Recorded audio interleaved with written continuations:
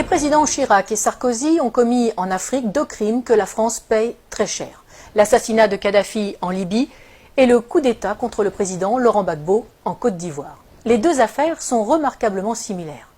Pour résumer, dans les 2 cas, un président français en exercice a sciemment utilisé la force militaire française contre un pouvoir légitime d'un État tiers pour imposer un régime plus favorable à des intérêts privés et, semblerait-il, également pour éliminer des preuves de financement occulte de campagnes électorales françaises. Et ce sont les populations tant françaises que libyennes ou ivoiriennes qui en paient le prix humain, financier, sécuritaire et démocratique. C'est le cadre général tant en Libye qu'en Côte d'Ivoire. Sur le cas libyen, nous avons régulièrement sur ce même plateau détaillé les conséquences migratoires catastrophiques pour l'Europe et la France depuis que le verrou libyen a été brisé. Nicolas Sarkozy devra en répondre devant la justice, pour l'instant du seul volet financier qui a conduit à l'assassinat du leader libyen avec la complicité des services secrets français, mais il devra également rendre compte tôt ou tard avec le fauteur de guerre BHL des conséquences mortifères pour le peuple libyen et pour l'Europe. Ces 2 hommes ont du sang sur les mains et quel que soit leur caste, ils devront rendre des comptes. Le cas de Laurent Gbagbo est lui aussi exemplaire. Il est socialiste, mais il est surtout francophile, historien, écrivain, catholique, patriote et n'appartient à aucune loge franc-maçonne. Ce qu'il désire plus que tout, c'est que la Côte d'Ivoire se libère de la France-Afrique que nous avons dénoncée dans notre dernière édition.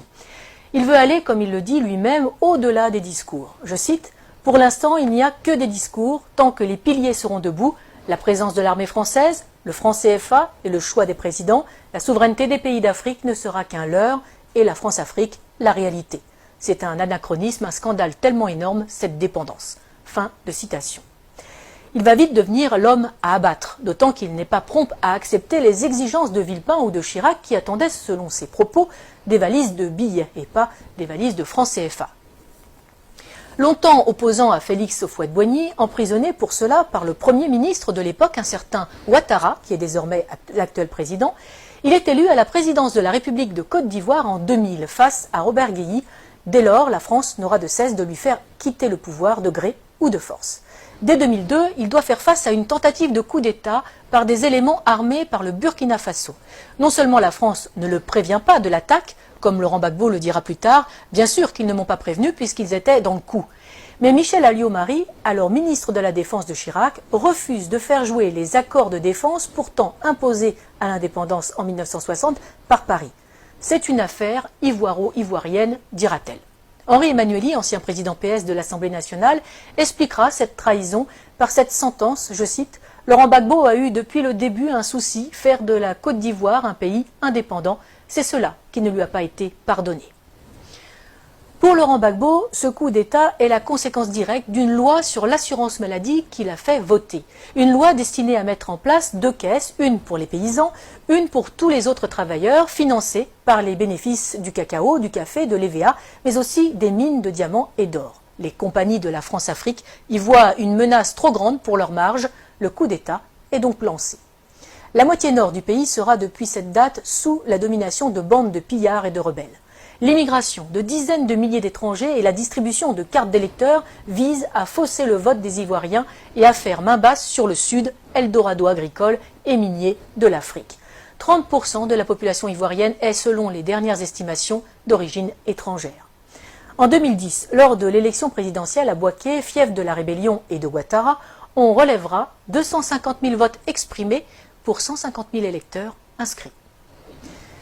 Mais les événements ne vont pas assez vite. Pire, le régime légal de Laurent Gbagbo tient bon et avance vers la modernité. Décentralisation, création de conseils généraux qui s'attellent à la construction de lycées, de dispensaires, de routes. Les succès du Sud, sous le contrôle du pouvoir légal d'Abidjan, font rêver les Ivoiriens de la partie nord qui subissent les pillages et l'arbitraire des rebelles qui soutiennent Ouattara. Laurent Gbagbo est de plus en plus populaire.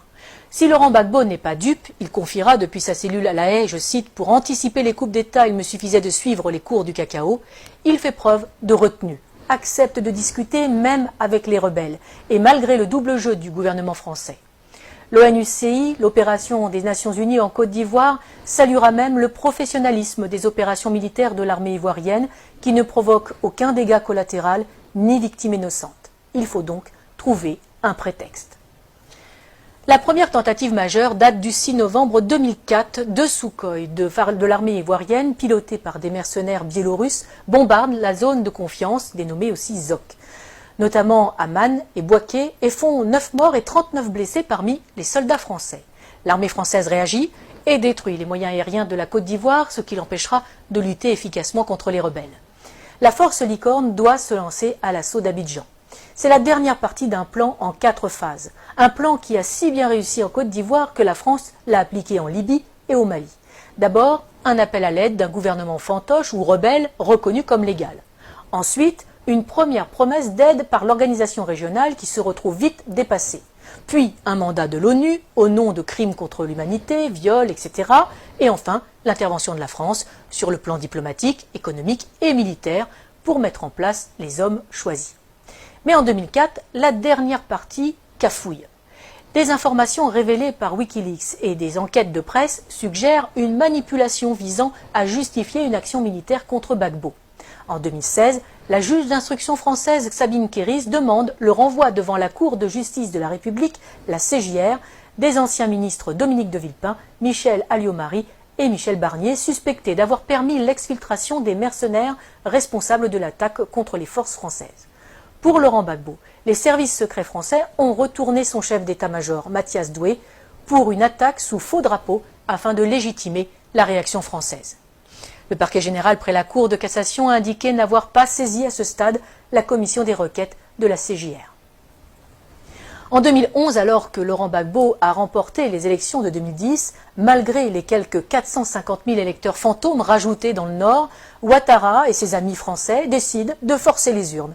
Ils contestent les élections, mais refusent de recompter les bulletins, qui sont détruits. Curieusement, le premier décompte avait été confié à une société française dont le directeur recevra un contrat de plus de 152 millions d'euros par le gouvernement Ouattara. Le 11 avril 2011, après 10 jours de combats à Abidjan et de bombardement de la résidence présidentielle par les forces spéciales françaises de la Force Licorne et l'ONUCI, Laurent Gbagbo est arrêté en compagnie de son épouse Simone par les forces françaises. Ce n'est pas la fin des morts. Des centaines de civils seront arrêtés, torturés et exécutés par les complices de Sarkozy. La famille de Laurent Gbagbo, les militants, les ministres, les professeurs, des fonctionnaires. Autre victime de cet assaut, sans doute l'une des plus belles bibliothèques de livres classiques français de toute l'Afrique, seule richesse reconnue de Laurent Gbagbo et qui sera détruite par les bombes incendiaires françaises, tout un symbole. On peut se douter que les nouveaux maîtres de la Côte d'Ivoire ont mis le pays et les industries en coupe réglée. À commencer par Alassane Ouattara, l'ami intime de Nicolas Sarkozy, de Laurent Fabius et de Martin Bouygues, et aussi, aux surprises, de Georges Soros. Le moindre coupeur de route et assassin du Nord est devenu qui préfet, qui commandant de police, qui chef des armées ou président de l'Assemblée nationale. Les compétences comptent peu, c'est le nombre de fusils à disposition qui prime tout. Mais parlons des Français. Claude Guéant, l'ancien ministre de l'Intérieur et secrétaire général de l'Élysée de Nicolas Sarkozy, a installé une antenne de son cabinet d'avocats à Abidjan, où il fait des allers-retours fréquents pour développer ses affaires et celles de son gendre, Jean-Charles Charqui, devenu conseiller d'Alassane Ouattara. L'ancien ambassadeur de France au moment du putsch est devenu consultant et passe sa vie dans l'ombre de Ouattara. Les chefs militaires de l'opération Licorne sont devenus consultants et se sont vus confier la juteuse modernisation de l'armée ivoirienne. Il ne faut pas non plus oublier les fameuses annulations des dettes africaines. Ces dettes ne sont pas annulées, elles sont en fait privatisées. Les sommes dues et qui ont été payées par les contribuables français sont finalement payées à des entreprises privées du pays créancier pour réaliser des travaux dans le pays créditeur. Travaux largement surfacturés, le plus souvent, les contribuables français sont volés de leur remboursement, les Africains spoliés de leurs investissements. Et généralement, les entreprises favorisées sont dirigées par de grands amis des présidents et ministres en place en France. Ils ne peuvent quand même pas exécuter Laurent Gbagbo, bien que un procès en Côte d'Ivoire, oui, mais sans lui, car il est trop populaire. À la Cour pénale internationale, ce sera mieux, surtout qu'elle est le parfait outil de justice des vainqueurs. Externalisé donc à La Haye pour un procès à charge et inique, le procureur a à sa disposition un budget de plus de 28 millions d'euros. La défense, 76 000 euros. L'une des principales sources d'accusation est l'association Human Rights Watch, qui est entièrement financée par Soros, ami de Ouattara. Malgré ça, Par 2 fois, en 2016 et en 2018, le tribunal ne peut que constater l'absence totale de preuves dans le dossier du procureur. Aucun élément de preuve, aucun témoin fiable. Le 15 janvier 2019, Laurent Gbagbo est acquitté par la CPI de la totalité des charges portées contre lui après plus de 7 ans de prison préventive. Il reste cependant en résidence surveillée en Europe. La Belgique lui offre l'asile. Le temps, paraît-il, pour que le procureur puisse faire appel sur de nouvelles bases. Lui, qui n'a jamais réussi à monter un dossier alors qu'il a travaillé main dans la main avec Ouattara et les gouvernements français. Nous n'avons fait ici qu'effleurer ce sujet vaste et complexe qui pourrait servir de trame à une série d'espionnage et de géopolitique. Pour ceux qui voudraient aller plus loin, qu'ils n'hésitent pas à lire l'ouvrage « Libre pour la vérité et la justice » de François Mattei aux éditions Max Milo. Il est le fruit des entretiens de l'auteur avec Laurent Gbagbo pendant ces 7 années de détention arbitraire. Publié quasiment à la veille de la libération du président ivoirien, ce livre est la preuve que Laurent Gbagbo a eu raison trop tôt. Mais il n'est pas dit qu'il ne revienne pas dans le jeu politique ivoirien, totalement blanchi des accusations portées contre lui, fort de ses réussites comme président et avec un programme toujours plus d'actualité. Il faudrait plus de chefs d'État comme lui en Afrique, conscients des atouts de son continent, préférant des relations saines avec la France plutôt que l'exigence d'une repentance perpétuelle imposée aux Français pour des crimes qu'ils n'ont pas commis. Une repentance qui n'est là que pour cacher le pillage de l'Afrique par des multinationales et imposer une invasion migratoire ruineuse et destructrice pour l'Europe. Défense de l'identité nationale, mise en œuvre d'un patriotisme social permettant de vivre et de travailler au pays, non-alignement, intégrité de ses élites politiques et économiques. Il faudrait peut-être aussi plus de Laurent Gbagbo en Europe.